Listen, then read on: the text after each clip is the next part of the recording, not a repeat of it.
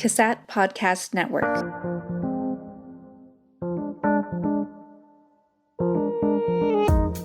Hello and welcome to Season 4 of CASAT Conversations. I am your host, Heather Haslam. This season, we will explore the impact of trauma on those who work in human services. You'll hear from researchers, authors, and people with lived experience. We hope you enjoy today's conversation.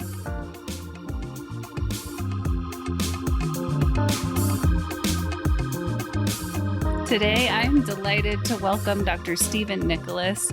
Steve is a practicing marriage and family therapist and author of the book Living Ideation.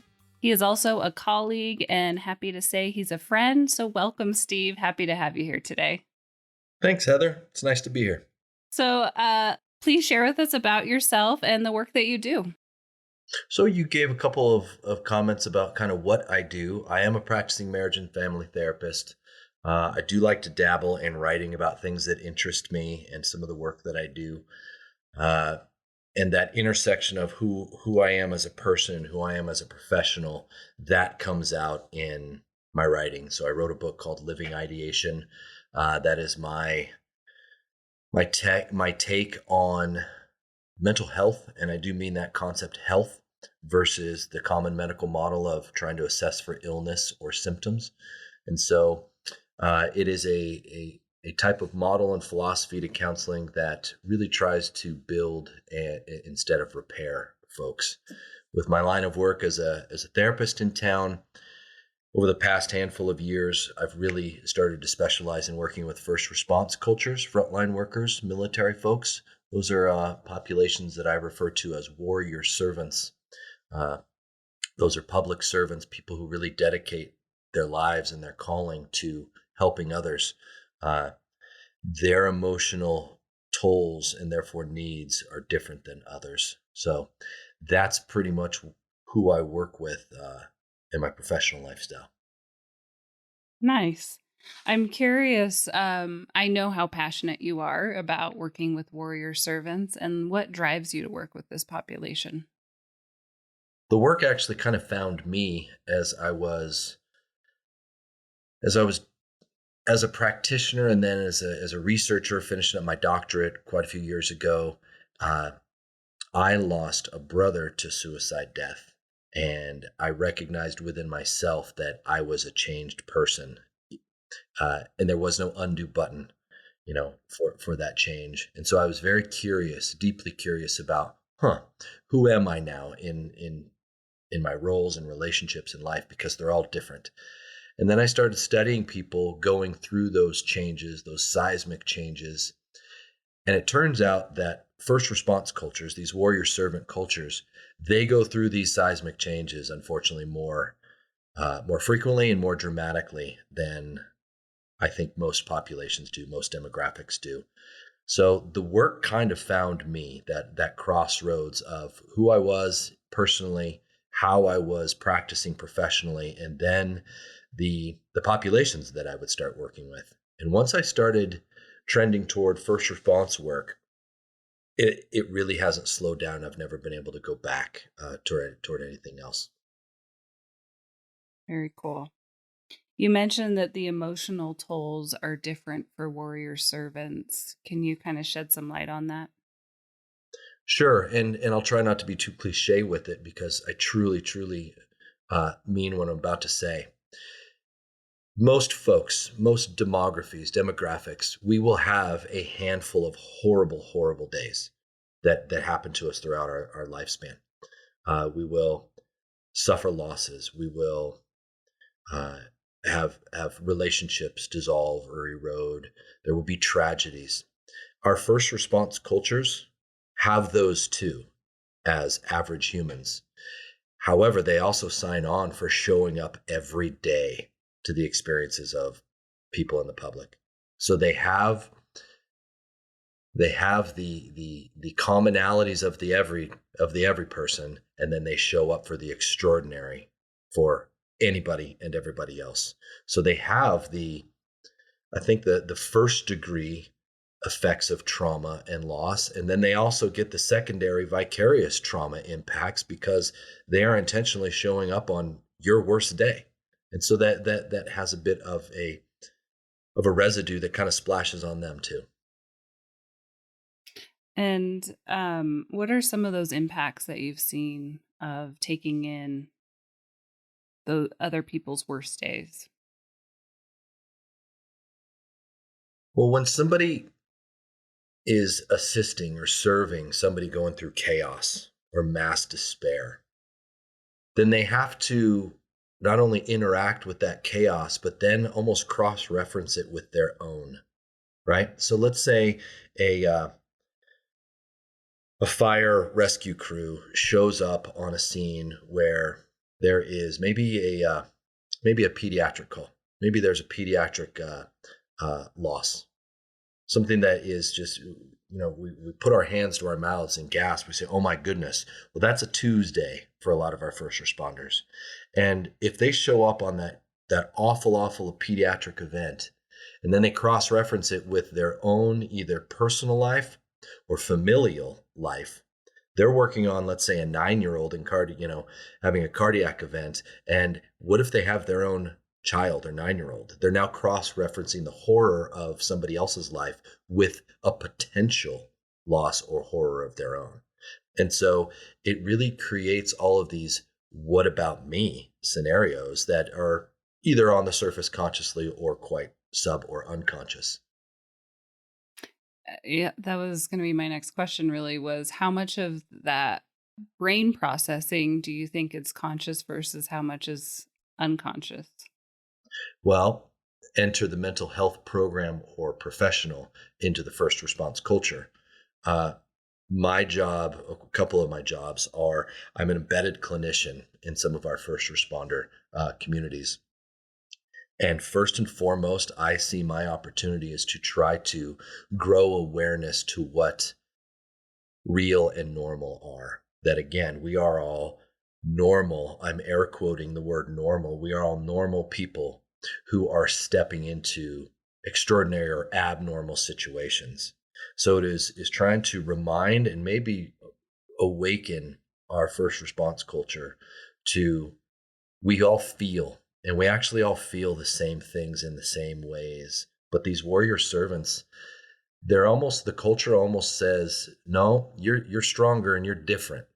And yes, while on shift or on task, I think that they are extraordinary and quite different with their abilities and their training. But at the end of a shift, when somebody's back at home sleeping or not sleeping because they're looking up at the ceiling fan, recalling what they have to do for a living, they're an ordinary human feeling the same spectrum of emotions. And so it's that on-off switch or valve that they are conditioned to be able to flip and almost just be this blind performer. That would be somewhat subconscious, that they're experiencing these things.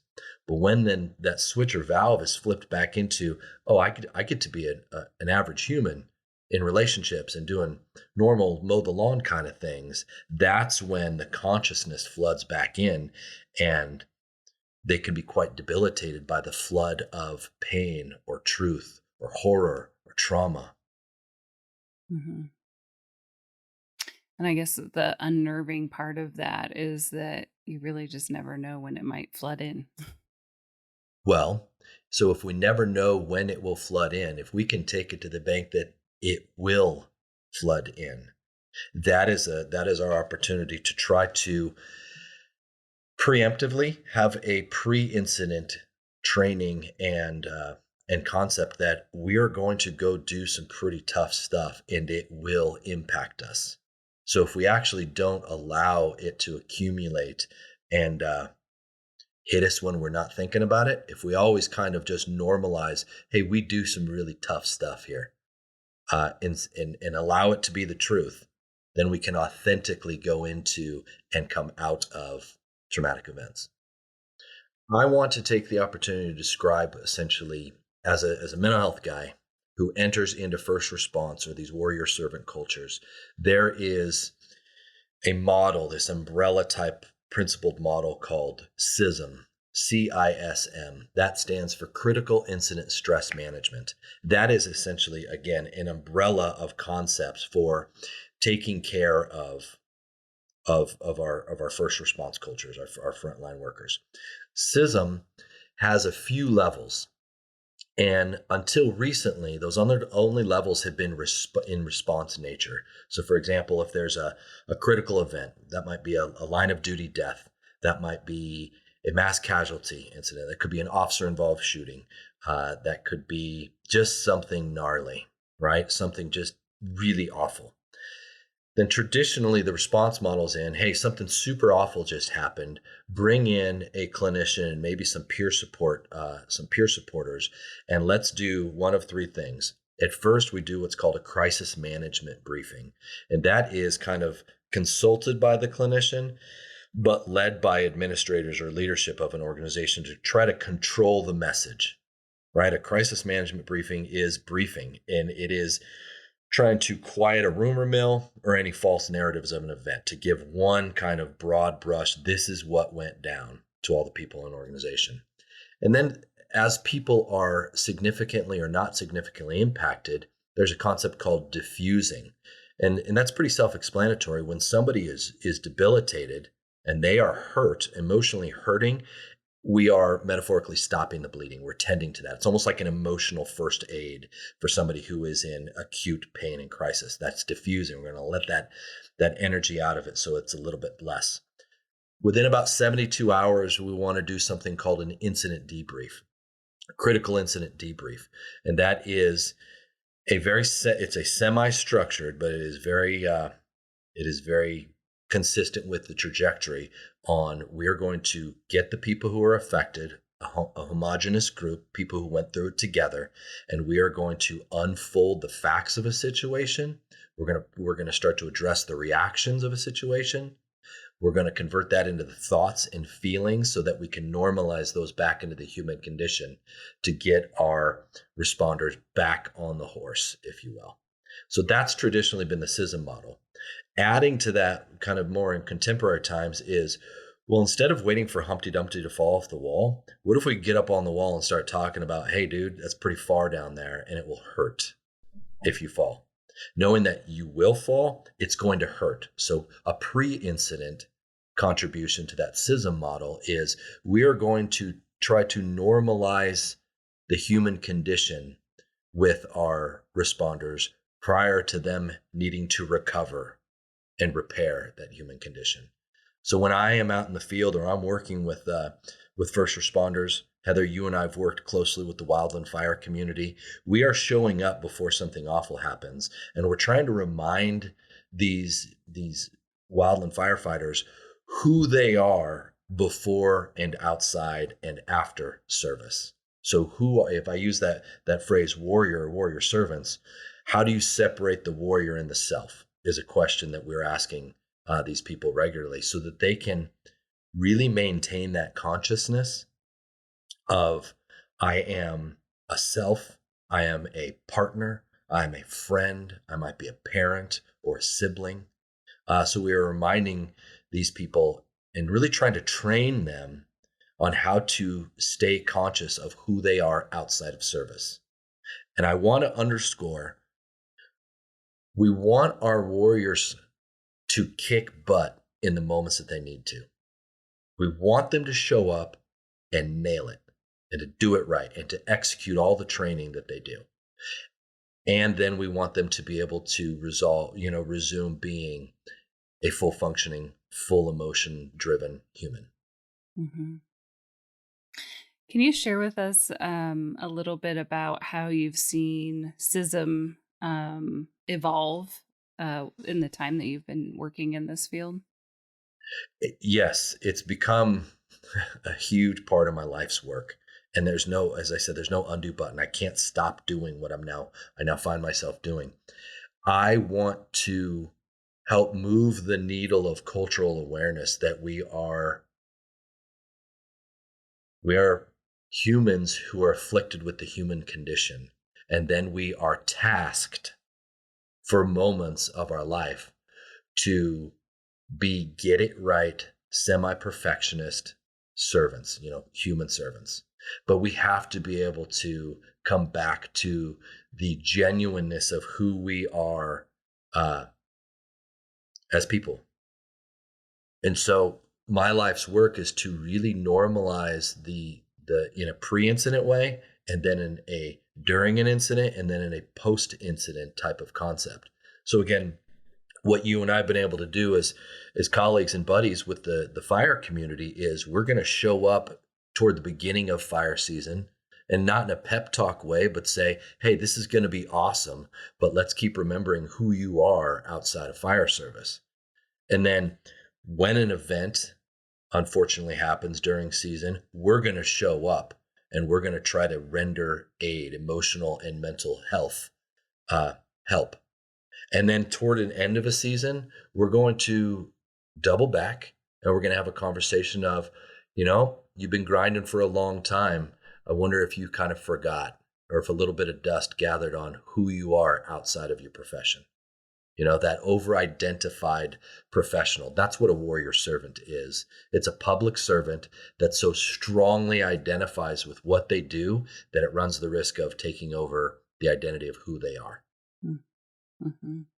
And it's almost like you were talking about like a separate, like who I am in and out of service. But I think of it in my mind more as like an integration, seeing that, I am both. I am both of these things. That's the ideal. But if you think of I'm using some broad brushes here. If you think of the stereotypical soldier, airman, sailor, firefighter, law enforcement officer, and every very, frontline worker, nurse, physicians, if we think of those very stereotyped professions, they have a mask that they have to put on in order to kind of get through their day or get through their shift or deployment. And I recognize that, and I'm not necessarily trying to change that. But to your point, I am in both of those. The integration of the self and the warrior, that is ideal, but that goes both ways. That's not just the self is able to level up, put on that armor and go kick some butt. It is also the warrior has the opportunity to essentially initiate the landing pattern and get the wheels on the ground and be able to decompress and rest as the thoughtful person. That's the big idea. So much of that has to do with self-awareness, which is why we've introduced mindfulness as a tool. But there's a lot of self-awareness that has to happen for integration to occur. I agree 100%. And by the way, when do we ever arrive? When are we ever done? That's rhetorical, right? So but that common medical or response model of, oh, hey, you have these symptoms, so we need to address and cure. Again, for the listener, I'm air quoting cure, which means that we have a malady or we are ill. No, we're humans and we feel these things, and we're going to continue to feel these things. So your point of mindfulness, of being more aware, we never fully accomplish that. That is the hamster wheel of life right there, trying to be aware in this moment as it will unfold in the next future moments. Well, and I think of it really as a practice of a lifetime, and it's continually changing depending on what's happening in your environment in that moment. And then how are we responding to it? Right. Well, and if we go back to a public servant, a warrior servant, and being aware in a moment to saying, I am stressed, or I am terrified, or I am sad, to be able to just know that is your that is your truth of the moment allows it to move. Mm-hmm. But if we pack that down because, hey, big boys don't cry, again, super gender stereotyped, cliche right there, but big boys don't cry. That means also, by extension, big boys don't hurt. They don't get afraid, right? Mm-hmm. They certainly don't get sad. So come on, we all do. We all do. And so it is creating that awareness to let it be a truth, and then it can move. And as a culture, this is a long game. A phrase that I use pretty regularly is, we are trying to turn the Titanic with a soup spoon. And sometimes we're trying to turn the Titanic with a fork, because this is a long game of moving culture, of hypermasculinity, of direct and indirect trauma exposure, and certainly the accumulation of trauma. So this is a cultural movement. Something else that's such a part of the culture that you touched on is perfectionism and like having to get it right. And yet we know that things go awry at times, and there's a lot of things out of a person's control. I'm curious how you help someone deal with a failure or something going really awry that they feel like is their fault. First, I want to acknowledge why that level of perfectionism is necessary. It's necessary because in many circumstances, there's life on the line. There's very little room, if zero room for error, because it's a super high stakes game. And we are taking common humans and putting them into uncommon situations that are real high stakes. There's very little room for error because people's lives are at stake.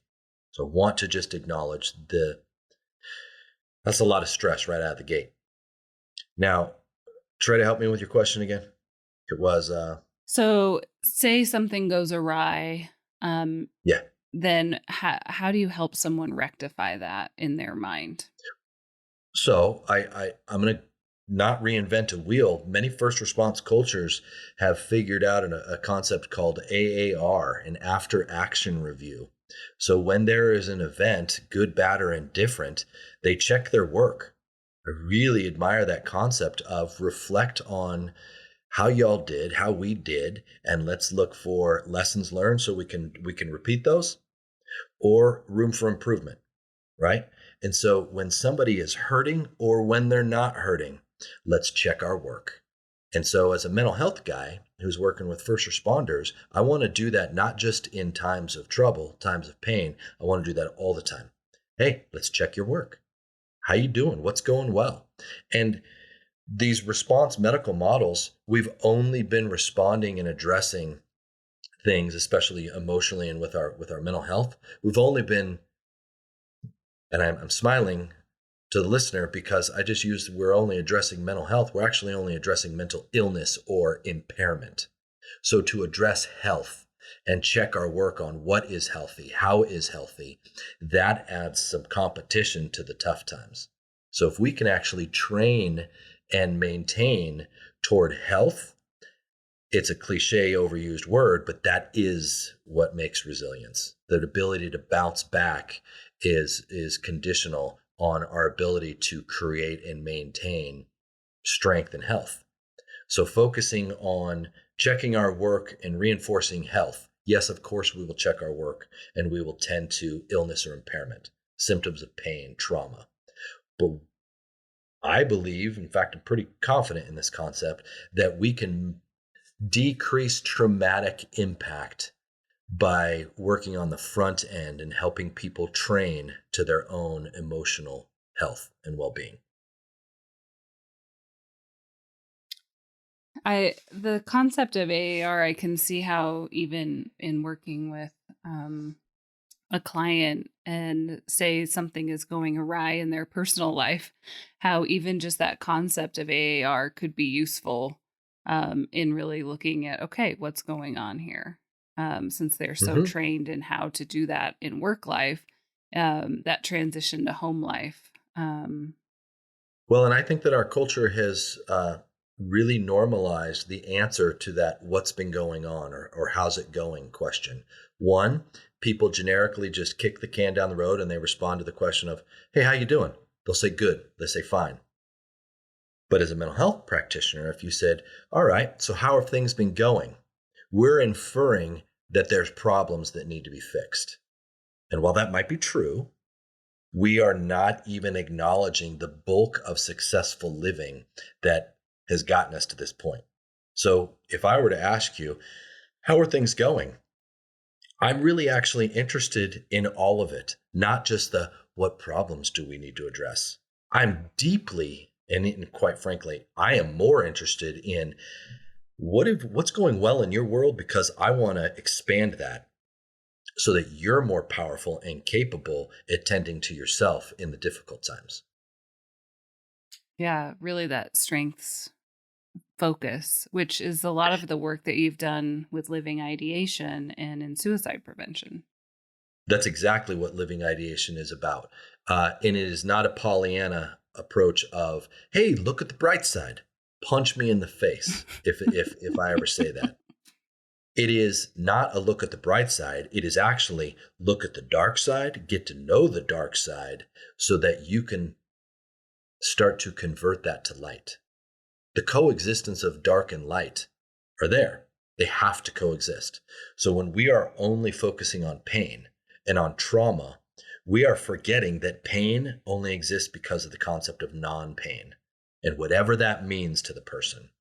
So if we can acknowledge and truly empathize and validate pain, we can also give somebody credit that whatever is non-pain has allowed them to get to this day.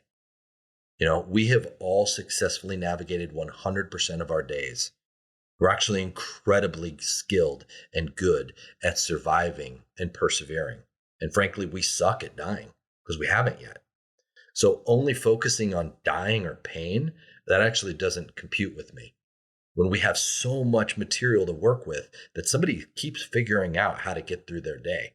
I'm not saying it's awesome and it's graceful. It's probably quite bumpy and painful, but they still have these attributes and these skill sets that we could probably try to uncover and then improve upon. Mm-hmm. Use that after action review for the unrecognized skills and traits that you have. How do we sharpen that instrument to make you better? Well, and I think of the work in positive psychology, really, that looks, we focus so much attention on the negative. But if we can learn how to even just acknowledge and take in some of the good moments, how much that helps our mental health in the long run, Yeah. which makes a lot of Well, a sense. very basic question. So let's say somebody who has a life of trauma, a life of violence, and they're sitting with us. And instead of trying to really understand the violence and the impact so that we can try to minimize or decrease the pain, imagine answering the question of, how did you survive all of that? Instead of me focusing on the symptomology and the pain so that I can try to help you reduce your pain. I'm not a magician who can reduce your pain. But instead of focusing on reducing pain, what if we could actually acknowledge that you have some skills and opportunity because you made it? I'd love to examine that. Mm-hmm. So a question of, how did you survive? Really engages the brain to give yourself credit for, well, let me take a minute. I guess I know how to do some stuff. I know how to push. I know how to endure. It didn't kill me. Mm-hmm. I think of that a lot in just even my own life and different things that I've overcome, and how some of the coping skills that I've developed over time have really served me well. And then how some of those coping skills haven't served me well, and it's time to let go. So I think of it really in this evolution of the lifespan. And Mm-hmm. that, again, is that self awareness and mindfulness to stop and take stock in this moment, what's going on right now. You also just said something that a lot of us forget, that our lifespan is a consistent evolution. Nothing stays the same. The concept of impermanence. But I'm in my 49th year. Actually, I'm in my 50th year. And on one level, I'm way different than I was 5 years ago, 10 years ago, let alone go all the way back to childhood. And thank goodness I'm changing and I'm different. So if we keep reminding ourselves that we change, we evolve in our life cycle, that everything moves, I wonder if we can then add a dollop of forgiveness into our story, into who we are. Mm-hmm. And then that forgiveness can turn into acceptance of, in spite of it all, here I am. So today's today's a new day. It gets to be. That's part of the cultural recognition right there of it all moves, and who we've been in our history does not have to be what we are this moment. We get to move it. which takes me back to the perfectionist piece. And so there's like the perfectionist piece at work, but then there's the perfectionist piece that comes home too. So when things go awry at home or in relationships, that can get real sticky. And so that practice of forgiveness is a real practice. In that practice, I use kind of a clunky phrase that I refer to as a psychological transition. It is trying to work with our first responders, our warriors, in how to recognize their headspace in one situation or environment and transition that into a next one. So the psychological transition of I'm on shift, I'm on duty, and now I'm not. An easy example of that is if you've ever been in a firehouse, those are pretty clean environments. Structure firefighters, man, they are neat as a pin. And there's a lot of reasons why they need to be, right? So when, if a fire captain goes home and has been running a house and a crew that, it's very detail oriented. The kitchen, the oven in a firehouse, they're remarkable. When that fire captain goes home and sees a stack of cereal bowls sitting next to an empty sink, if he or she is not able to psychologically transition and say, this is not my firehouse and this certainly isn't my crew, right? Then they'd be able to not be too tipped over and bothered by the 3 cereal bowls. But somebody who is not in a more conscious headspace, they're going to go home and they're going to blow. They're going to lose their temper and they're probably going to tarnish some relationships more than they probably already are because they're going to be pissed about cereal bowls. And it's never about the cereal bowls. It's about that perfectionism and their inability to psychologically downshift or transition into, oh my goodness, I get to be home now. This is awesome. This isn't the firehouse. This is great. So that psychological transition. I also think about that psychological transition as like there can be so much chaos at work, at an event. And then if you go home to chaos at home, that can just tip you over the edge. So the hypervigilance of the profession, that your brain is not able to slow down or quiet down because you're going to get radio chatter, you're going to get tones, you're going to get deployed at any second. So you have to be prepared and ready for any second, whatever that fill in the blank situation is. It's really hard to slow that down, let alone try to not do that in your personal world. You find me a cop who sits with his or her back to the front door of a restaurant. Nope, you can't turn that down. And I'm not saying that you have to turn that down, but can you quiet that noise down a little bit? When you go home, can you actually say, this is not that I actually am free. And holy cow, I am so fortunate to have this food in front of me, to have my lovely people near me, to have this home, whatever it is, to have my dog, and be able to just fully absorb into the personal concepts and almost give an accentuated sense of gratitude that this is being in warrior service is not all of what I am, not even a long shot, right?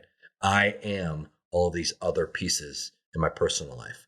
That takes a lot of, I think it takes a lot of training, and then it takes a ton of practice. We have to practice. And there are many skills in life that are perishable, especially in warrior service. That's why they train physically on their bodies, with their bodies. That's why they train in their environments with their apparatus. Law enforcement officers, shooting is a perishable skill. Train, hit the range with incredible regularity. How would our mental or emotional practice be any different? We have to train. And so what does ideal mental training look like, do you think? And that's the phrase I use, is we physically train, we PT, and most people understand what PT is, but we've never considered MT, mental or mindful training. And the more you PT with regularity, it works, pays dividends. And the reasons we PT with regularity is on one level, that's therapy for a lot of people. Iron therapy or cardiovascular therapy. I mean, it just helps them feel expressed because they are on physiological and emotional levels. But we PT because our body is truly our instrument. But we forgot that the head is the between the ears, the mental training, the MT. So if you took the basic principles of PT and you applied them to MT, the more you do it, the fitter you are. There's also a point in diminishing returns.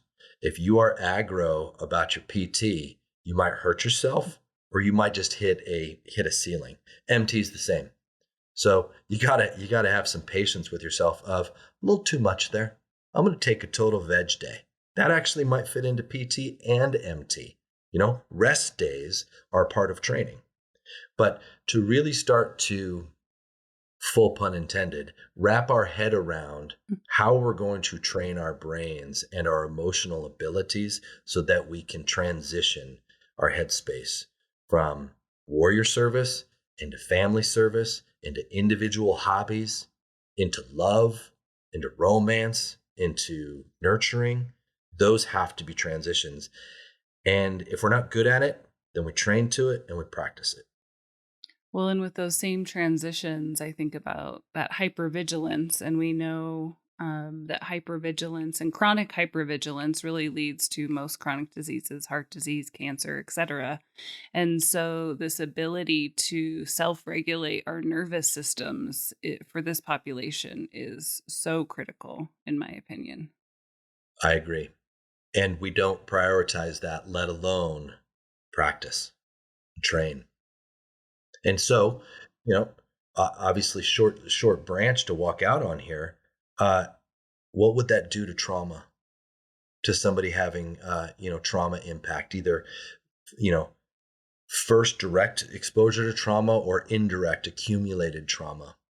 So if we were more practiced in our MT, in our abilities to identify essentially in a pre-incident way, that we are going to go through painful situations, then we can start to train to that.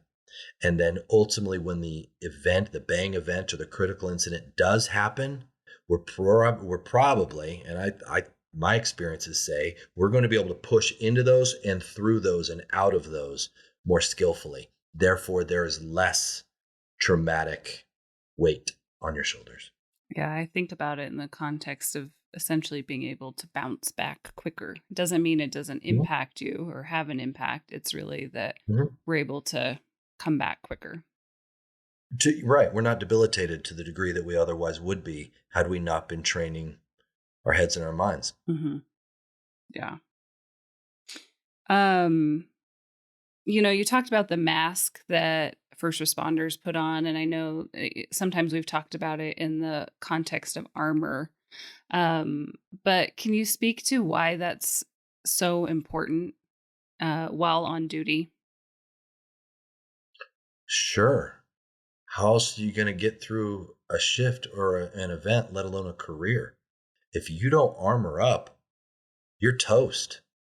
If we think about people in law enforcement or fire, just because most people listening, they have exposure to structure firefighters and city or county law enforcement officers, right? But I mean this, so I'll just use those two as a quick example.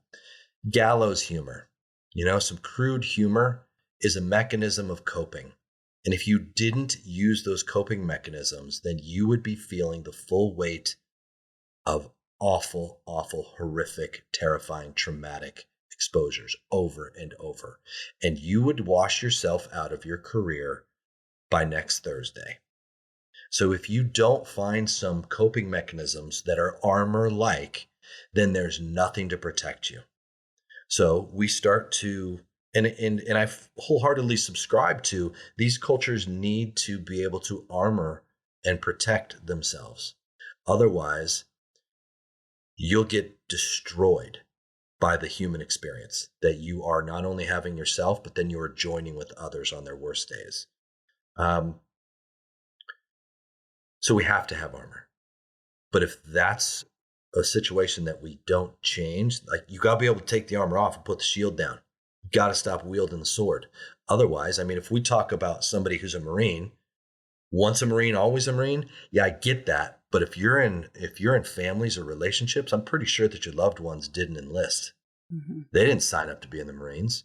So you've got to be able to stop being a Marine to your loved ones, right? Hey, feel free for that to be your personal ethos. That's great. Rock and roll. But I'm pretty sure the people that you're kissing and loving in your life didn't necessarily decide to do that. So it's that imposition of the armor and the shield and the sword if we can't put them down. And what have you seen as some of the ramifications of not being able to put the armor down? There's a ton of research. The divorce rates are more common than marriages are. So your divorce rates for first response frontline cultures are more, they're the norm, they're not the exception. Your substance use disorders, your alcohol and drug use, those percentages are through the roof. They are heartbreaking because at some point those substances steal people from themselves, and the substances, the drugs, they win. So those alcohol and drug occurrences are more common for warrior servants. And quite frankly, the suicide rates are absolutely through the roof. They are at least, because it's hard to get clean data, they are at least 10 times higher than the general population, death by suicide. And that partially is because of that inability to psychologically transition into something that is more balanced with the whole human existence. That really happens in retirement as well. So if somebody completes a phenomenal career of service, when they retire, if they haven't been maintaining their personal fullness, let alone the relational fullness with some positivity and some love, then who is that person after they retire? It's this existential crisis. What does it mean to exist? Upon retirement, they have no idea. And they are at great risk. So all of those floods, all of those traumatic events, when the genie comes out of the bottle, it's pretty hard to put the genie back in. I'm not saying we can't do it, but it's a hell of a lot of work. So knowing that our first response populations, our military, those types of populations are at huge risk for divorces, for relational problems, for substance use disorders, and for suicide. Knowing that that is the truth, we'd be fools if we didn't try to at least start getting ahead of it a little bit and starting to try to teach people how to know themselves, create themselves, and then maintain that, train and maintain that. So the impacts, our people are dying. Mm-hmm. Yes. So that's our job. Mm-hmm. We talk a lot about cultural competence and what makes a culturally competent clinician and why is it so important? I don't think we have enough time to describe fully what a culturally competent clinician is, but I should say for this population. Yeah. Right. So talk to somebody who's in a warrior servant population, and they'll give you their thoughts about therapists, because traditionally they've been offered or thrown at therapists who don't really understand what it's like to be in a first responder or in a warrior profession. There are so many stories of when, let's say a soldier is talking to a general population therapist, not a military therapist, and they've got to explain what they do and what they've experienced, and they almost need to console the therapist. Heaven forbid they got to pass the damn tissue box to the therapist. That is not only a waste of time, that poisoned the opportunity for good therapy to happen in the future for that soldier. You have to have a culturally competent therapist who has dabbled, let alone immersed in the phenomenon of people who wear armor, people who are over-identified, not just over-identified in an ego way, over-identified in a heroic way. Again, normal people who step into the most abnormal situations on a regular basis, over and over and over. So a culturally competent clinician has to be able to get up to speed on knowing what dark pain is, massive trauma is, the hypermasculinity of a culture. For somebody to go in there and try to expect that a hypermasculine culture isn't hypermasculine, that's not competent at all. That's invalidating, right? So somebody who just uses a broad brush of simplicity, who comes out of their graduate program and maybe they're fairly decent at working with certain populations. Our first responders, our frontline workers, our military soldiers and veterans, those are not general population demographics. These are ordinary humans doing extraordinary things as a lifestyle. So you would have to really be able to train on competencies of those cultures and then practice. Every clinician, we're never done learning. We're never done training ourselves. We have to practice on what it means to be competent.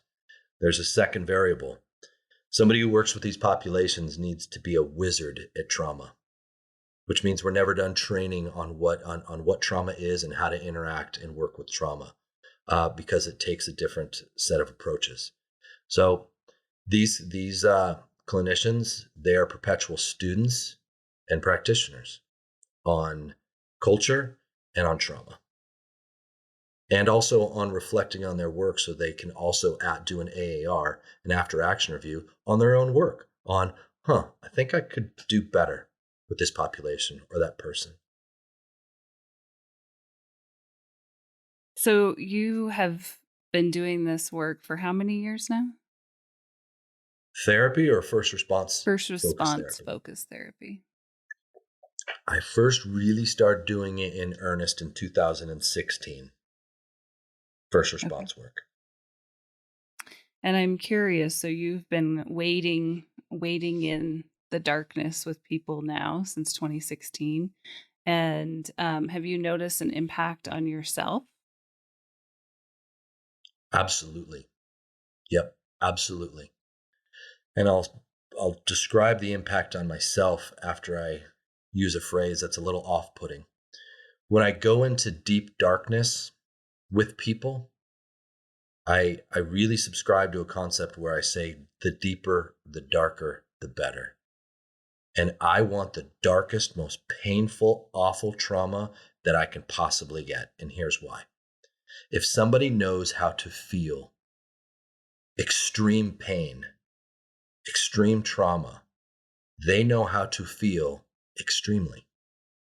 They know how to perceive with such an enormous quantity. Therefore, they have a quantity of ability to feel that much pain. Do they not theoretically have the ability to feel that greatly in other ways too? So somebody that shows me such an ability to hurt, they're also showing me an extraordinary ability.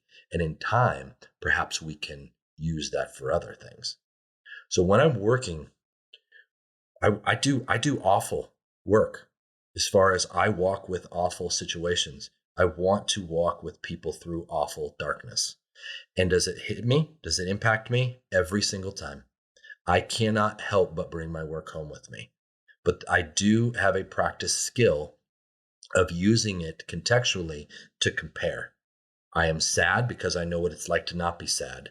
And if I use that observation as I'm coming in the driveway of my house and I walk into my house and I'm wearing this heavy coat of sadness or pain, I now have this choice to use my quantity of ability to feel that pain to appreciate my house, to look at the leaves falling off my tree and say, that's pretty.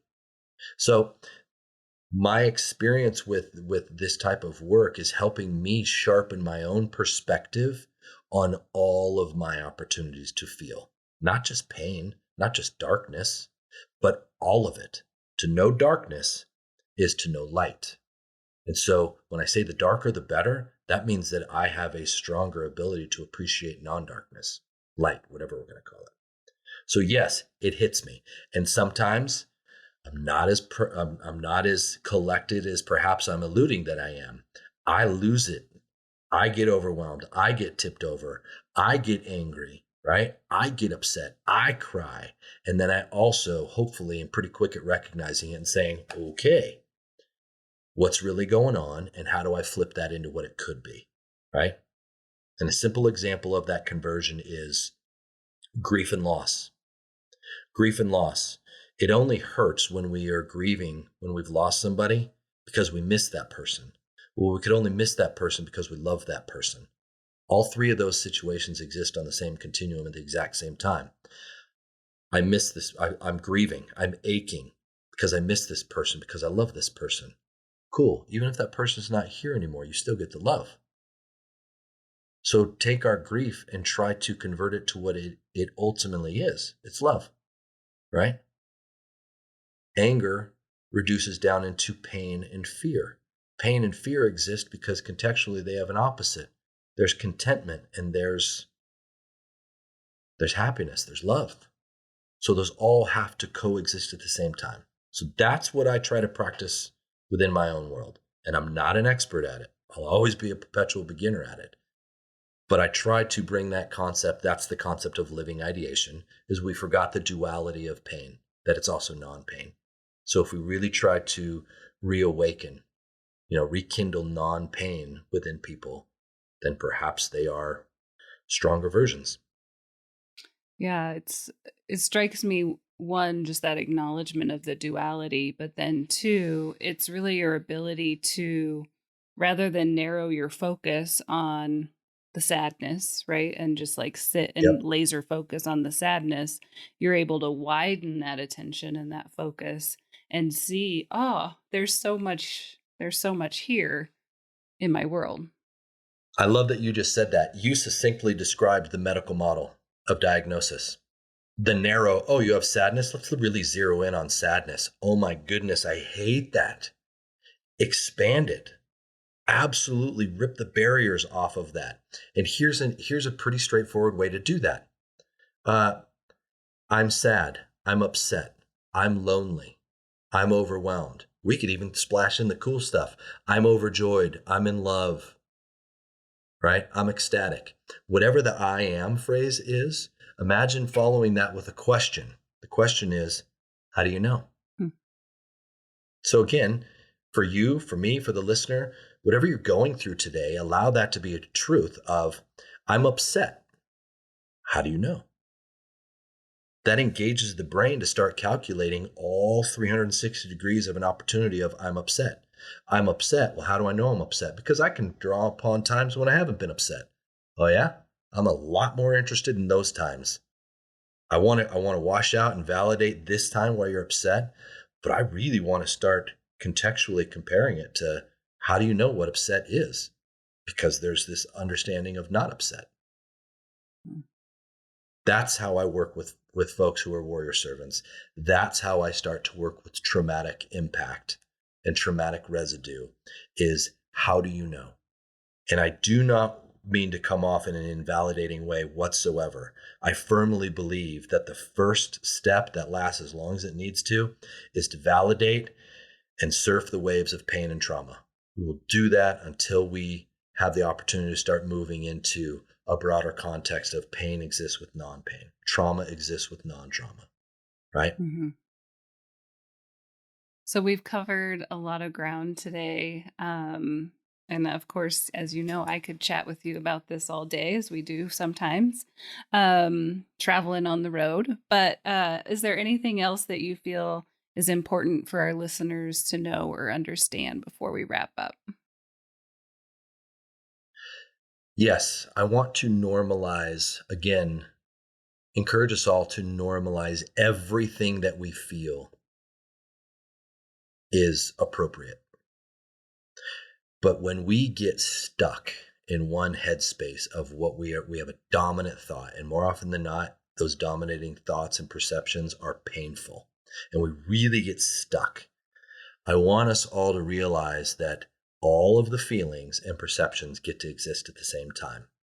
And so if we can start to normalize pain, especially in these first response type cultures, if we can start to normalize that pain is part of it, but I'll be damned if it's all of it, then we as a culture can start to move together, right? Ideally, the clinician's not even necessary in these concepts, because within culture, we start to embrace each other in painful moments.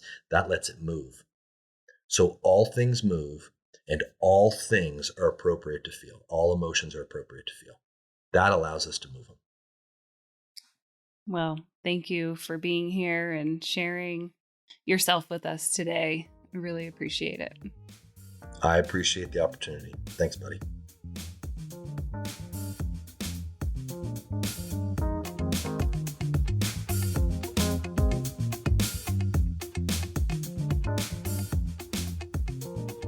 Thank you for listening to CASAT Conversations, your resource for exploring behavioral health topics. We hope you found today's conversation timely and meaningful. Please share this podcast with your friends and colleagues. If you want to learn more, visit us at our blog at CASATOnDemand.org.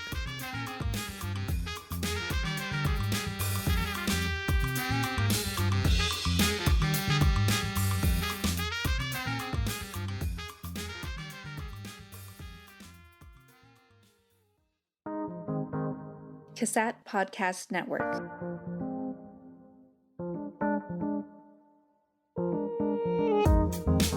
This podcast has been brought to you by the CASAT Podcast Network, located within the Center for the Application of Substance Abuse Technologies at the University of Nevada, Reno. For more podcasts, information, and resources, visit CASAT.org.